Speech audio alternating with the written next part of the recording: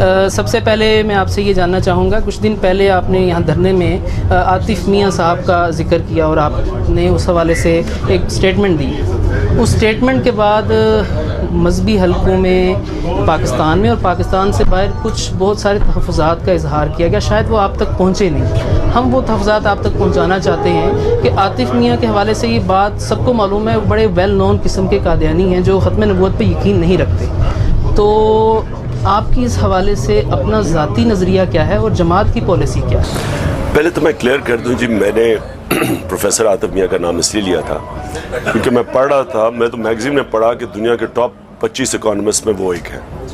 मुझे तो ये नहीं पता था कि उनकी ख़त्म नबूवत के ख़िलाफ़ उन्होंने कोई कैंपेन किया, मुझे इसका कोई अंदाज़ा नहीं था।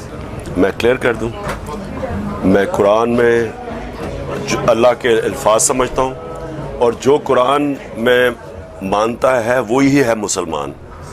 और कुरान के अंदर जब वाज़े लिखा हुआ है कि आखिरी पैगंबर हमारे प्यारे नबी सल्लल्लाहु अलैहि वसल्लम है, तो जो इसको उनको आखिरी पैगंबर नहीं मानता वो मुसलमान नहीं हो सकता, क्योंकि कुरान जो है वो अल्लाह के अल्फाज हैं। अगर ये नहीं मानते तो आप मुसलमान ही नहीं हैं।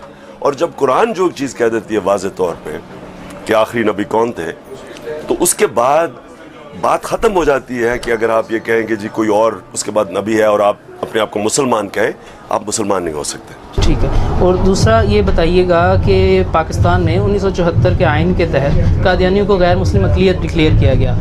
आपकी जमात अगर इक़्तिदार में आती है तो क्या इस शिक को ऐसे ही रहने दिया जाएगा या इसको तब्दील करने का कोई इरादा है? ये सवाल इस वजह से पैदा होता है कि मुख्तलिफ़ औक़ात में सोशल मीडिया पर आपके हवाले से ऐसे क्लिप चलाए गए हैं, कुछ रिकॉर्डिंग्स चलाई गई हैं कि इमरान खान साहब हो सकता है इक़्तिदार में आकर इन लोगों को मुसलमान डिक्लेयर करना चाहते हैं, या कुछ उनका इस तरफ ज़हन है आलमी बरादरी ये चाहती है तो क्योंकि इमरान खान साहब भी ये करें। लेकिन पहले एक चीज़ क्लियर कर लें, इमरान खान ना किसी आलमी बरादरी का ग़ुलाम है, ना वो उसको इतना शौक़ है प्राइम मिनिस्टर बनने का कि वो अपने ईमान के ऊपर कोई कॉम्प्रोमाइज़ कर सकता है। मैं बल्कि ईमान की वजह से ही आया हूँ सियासत में, नहीं तो मुझे अल्लाह ने किसी चीज़ की कमी नहीं दी, मुझे आने की ज़रूरत नहीं थी। मेरा ईमान कहता है कि जुल्म और नाइंसाफ़ी के ख़िलाफ़ आवाज़ बुलंद करो, और वो सिर्फ़ आप सियासत में आके कर सकते हैं, क्योंकि यहाँ ज़ालिम है, चोरी करते हैं पैसा, गरीब कर रहे हैं, लोगों को इंसानों की तरह रखा नहीं जाता, जानवरों की तरह रखा जाता है।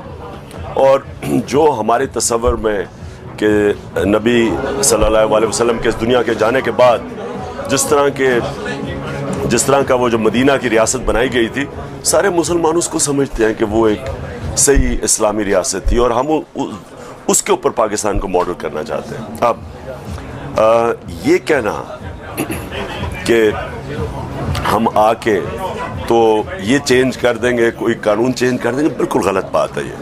हाँ, हम ये चाहते हैं कि सारे इंसान, रब्बुल आलमीन सब इंसानों का खुदा है, कानून के सामने सब एक बराबर हो। और ये मदीना की रियासत में था कि सबके हुकूक थे, ईसाइयों के हुकूक थे, यहूदियों के हुकूक थे, सबके। तो वो तो इंसानों के सबके हुकूक हैं, ये मैं कहता हूँ, कानून के सामने सब एक बराबर। लेकिन ये कहना कि जो नबी को आखिरी नबी नहीं मानता वो मुसलमान तो नहीं हो सकता। इस शिक को आप आकर बिल्कुल नहीं? जी नहीं।